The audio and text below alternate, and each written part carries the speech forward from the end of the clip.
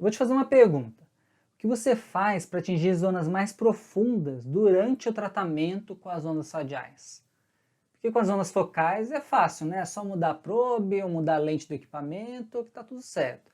Dá até para a gente estender essa pergunta realmente para os equipamentos focais, porque às vezes não tem uma probe do tamanho exato que você deseja e às vezes a gente quer diminuir ou aumentar um pouquinho a profundidade para atingir a área desejada do tratamento.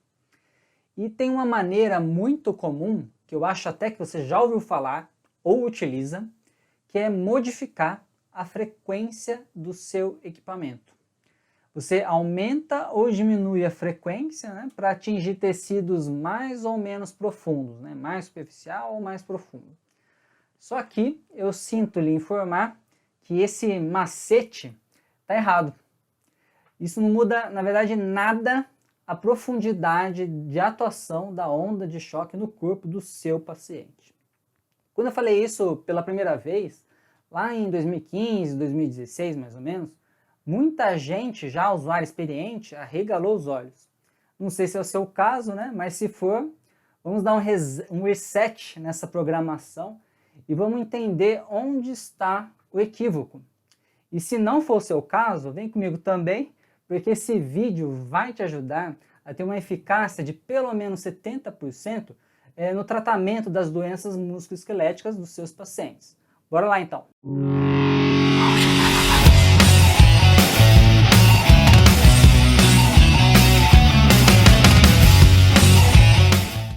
Deixa eu começar esse vídeo então com alguns avisos. Eu tenho um perfil no Instagram, um canal no YouTube e um grupo do Telegram. Então se você curte assistir meus vídeos, vai lá, não se esqueça de se inscrever nessas redes sociais, porque aí você consegue me acompanhar integralmente, 100%. Então vamos ao assunto propriamente dito.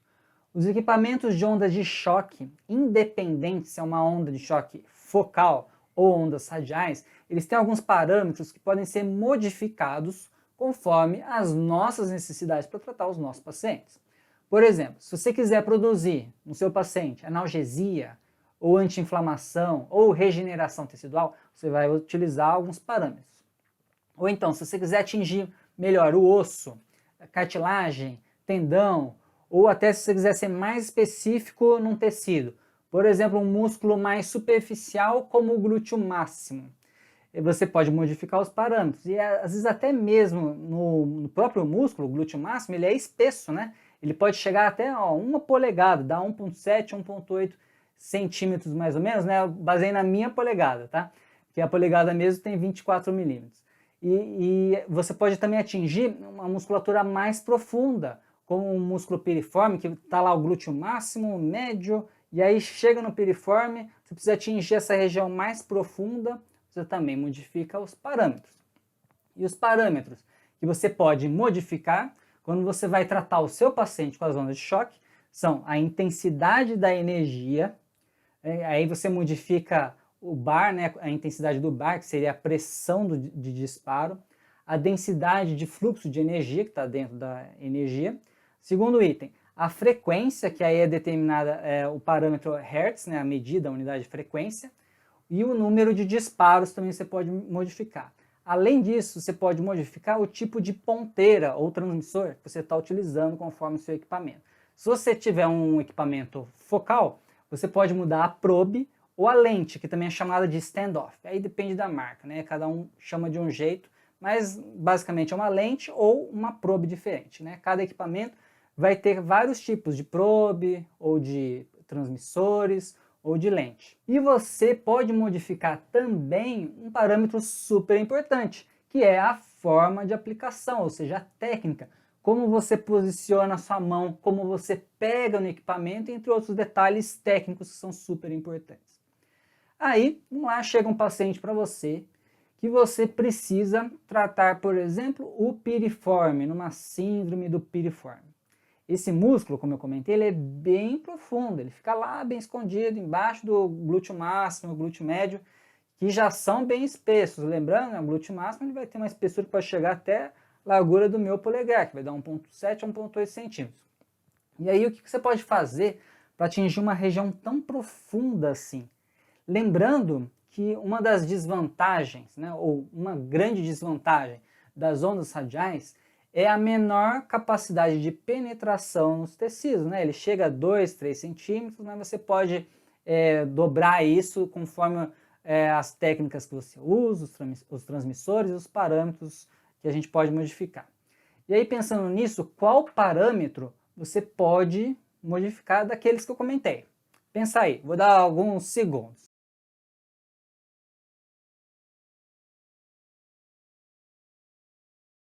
Pronto, já deu tempo.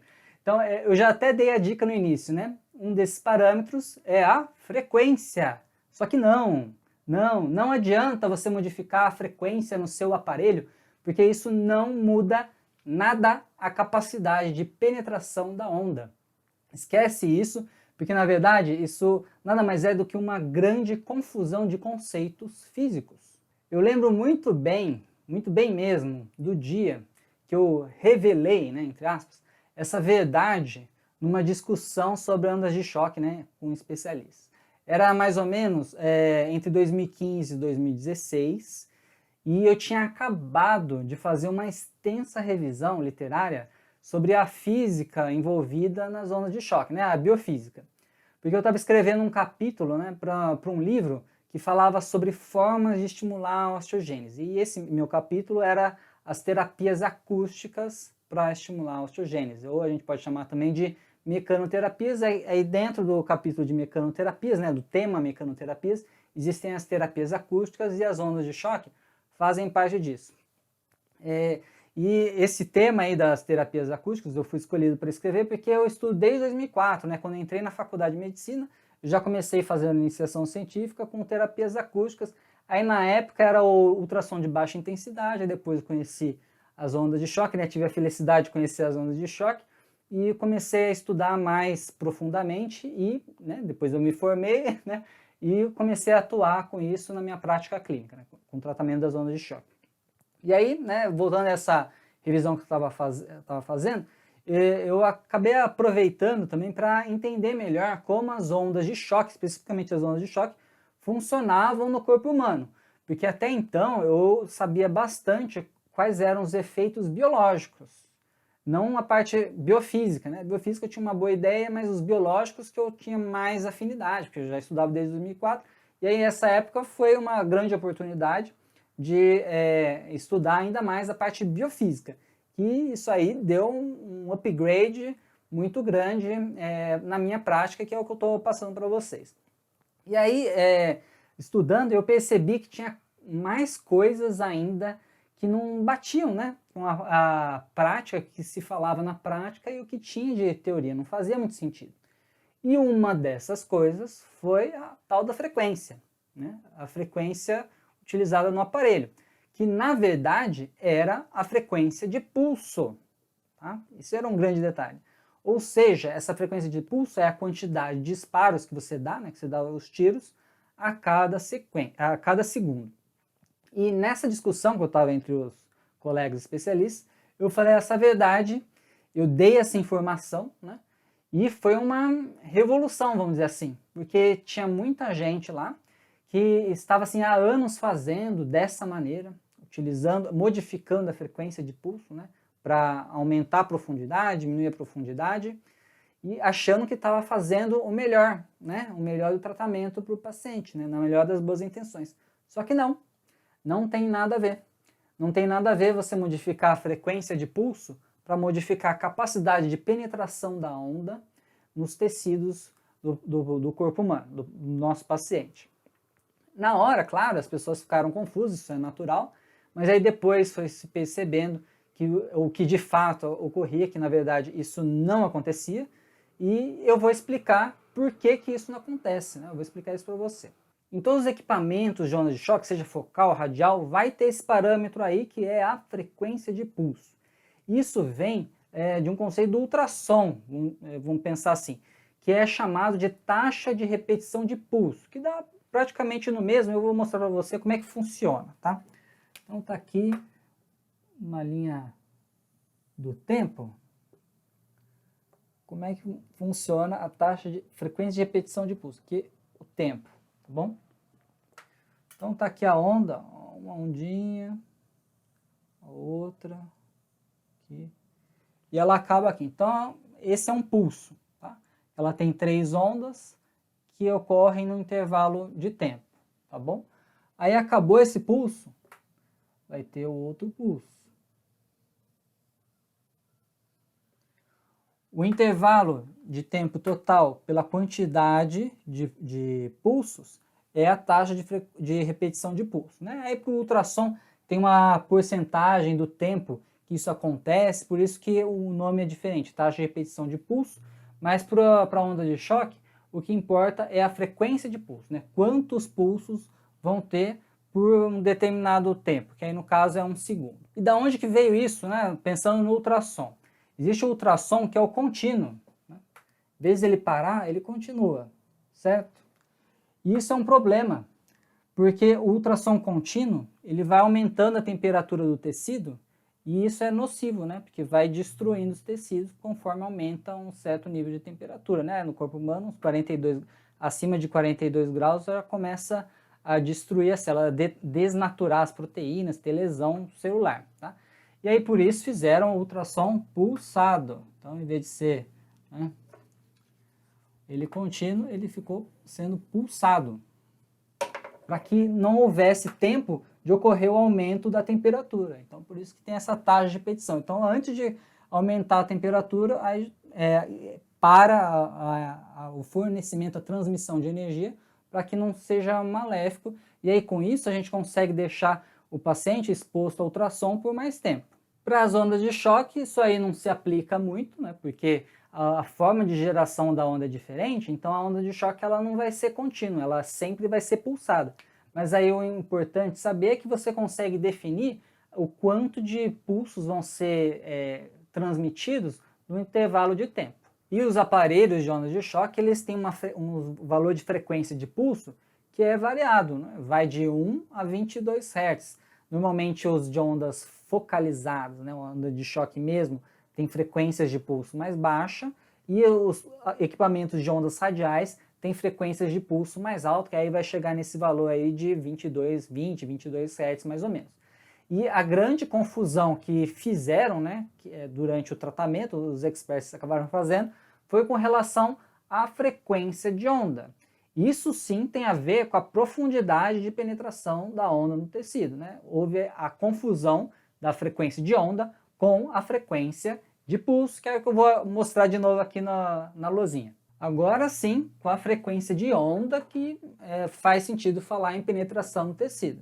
A frequência da onda nada mais é do que a quantidade de ondas, né, de picos aqui positivos, num determinado período de tempo. Então, se aqui fosse 1 segundo, seria 3 Hz, ok? Diferente da frequência de pulso, que aqui seria um pulso só. Por segundo, por exemplo, 1 Hz, tá? Então, frequência de onda e frequência de pulso são coisas diferentes.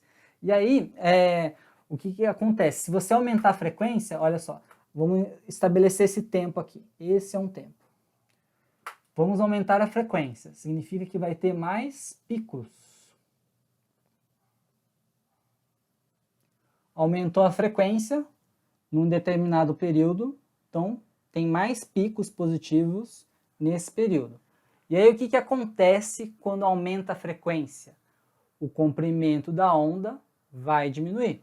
O comprimento da onda nada mais é do que a distância, aqui ó, eles se representam pela letra lambda, é a distância entre um pico e outro. Aumentando a frequência, diminui a distância lambda. Diminuindo o comprimento da onda, você tem uma menor penetração no tecido. E por que isso acontece? Porque quanto maior a frequência e, por conseguinte, menor o comprimento da onda, maior a atenuação dela, mais ela é absorvida, mais ela é refletida. Por isso que aumentar a frequência diminui a capacidade dela penetrar no tecido. E por que isso acontece? Por que tem mais atenuação? Eu vou mostrar aqui de novo para vocês.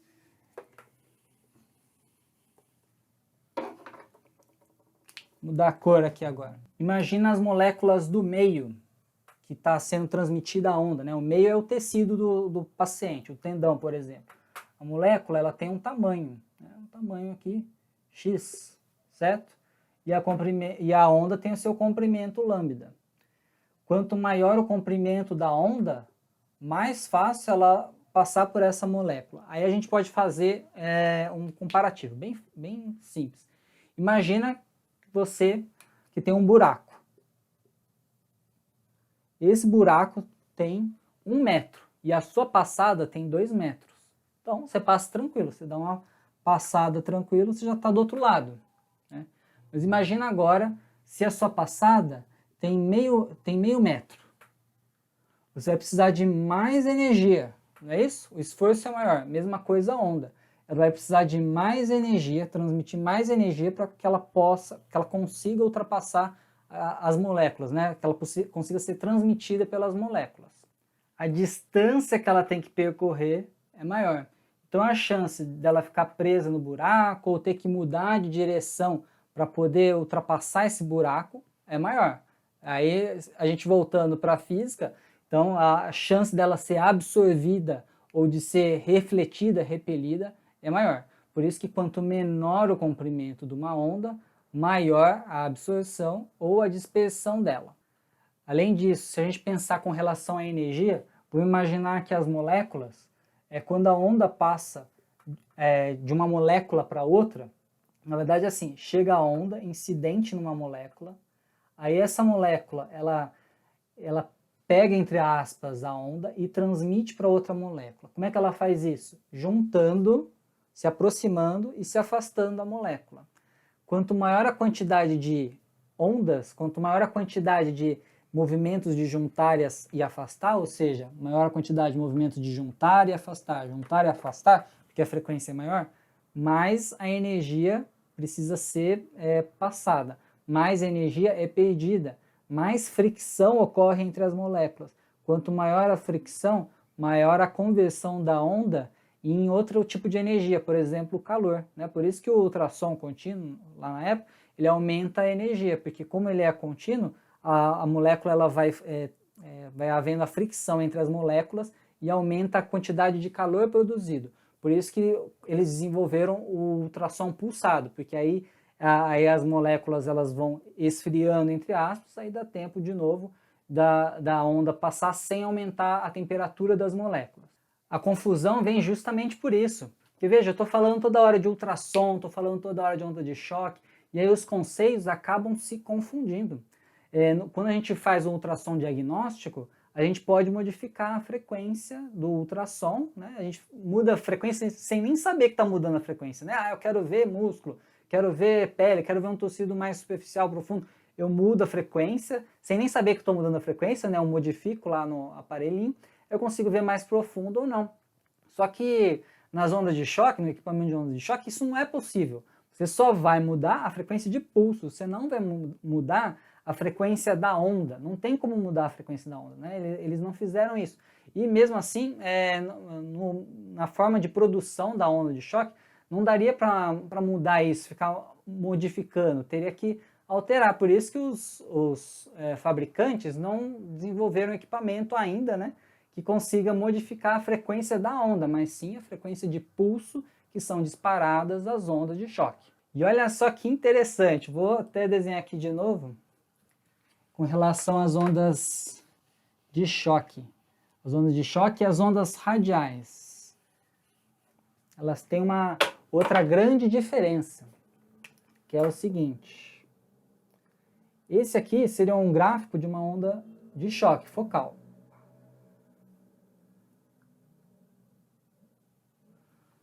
Veja que ela é bem íngreme, né? A energia é grande, depois ela fica negativa e depois tem uma dispersão. Essa é a onda de choque focal.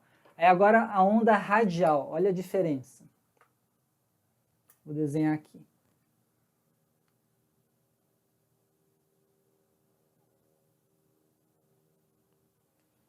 Vocês notaram a diferença?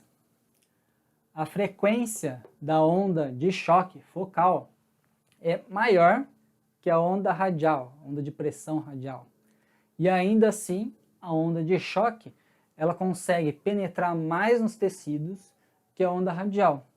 E isso é por conta das outras características físicas todas dela, né? A onda de choque é uma onda não linear, com maior frequência, com maior energia, pressão, e por isso ela consegue penetrar melhor nos tecidos do que a onda radial. Você entendeu por que é importante saber os princípios de utilização das ondas de choque para aplicar na sua prática clínica? Se você não souber isso, na hora de tratar, por exemplo, uma síndrome do piriforme ou qualquer outro tecido de localização mais profunda, você vai fazer o seguinte, você vai deixar a frequência bem baixinha, né? Frequência de 5 Hz, por exemplo, que é a frequência de pulso, e vai estar lá achando que está tratando bem o paciente, né? Quando isso não necessariamente está acontecendo. E acaba que o tratamento fica desconfortável para o paciente e ineficiente. E aí você não vai atingir 70% de eficácia nunca no seu tratamento. Ou então, né, por outro lado, você vai tratar uma patologia na região torácica, né, mais superficial.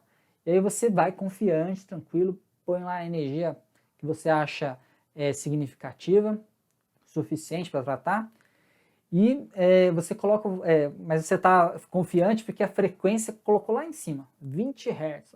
Então, não vai penetrar no tecido quase nada, achando que não vai, né, atingir a pleura, já que a frequência está alta.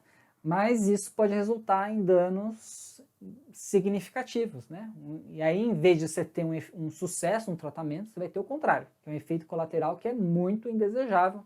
Imagina ter, por exemplo, um pneumotórax por causa disso, uma irritação pleural mais importante por causa disso, né? E atenção, isso aí tem uma coisa importante, né? Com o focal, que eu até falei no início, é mais fácil de você regular a profundidade. Claro, só troca as probes e tal, aí regula a profundidade. Mas não caia no erro de esquecer que a zona de tratamento do equipamento focal é muito maior do que a zona do foco. Então, você às vezes acha que está tratando uma região somente, mas tem uma outra zona lá grande sendo atingida pelas ondas. E aí, tanto para o equipamento focal quanto para o radial, além de você mexer nesses parâmetros, você tem que estar atento na técnica de manuseio das ondas para que você consiga corrigir essas diferenças, essas pequenas diferenças, e aí sim atingir o paciente no ponto que você quer.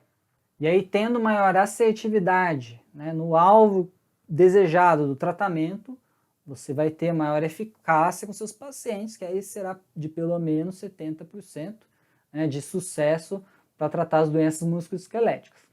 Resumindo então, não confunda frequência de pulso com frequência das ondas radiais ou ondas de choque, né, as ondas focais. Porque a frequência de pulso ela não vai modificar a capacidade da onda penetrar no tecido biológico, nem no que não é biológico, tá? Mas aqui a gente fala do biológico.